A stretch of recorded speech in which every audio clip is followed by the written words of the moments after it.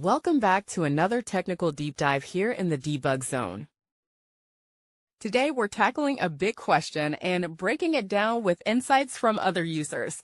Hopefully this clears up some misconceptions and helps you get the answer you need. So buckle up, stay a little curious, and let's jump right in.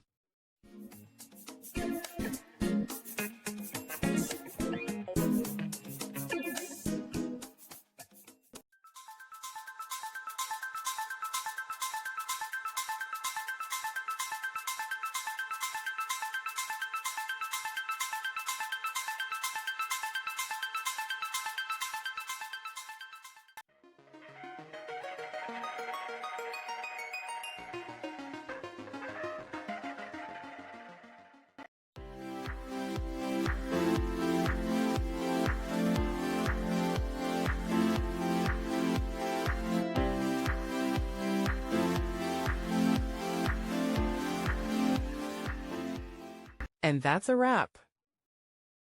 I hope you found the answer you were looking for. If you did, take a second to hit that subscribe button. It really helps out.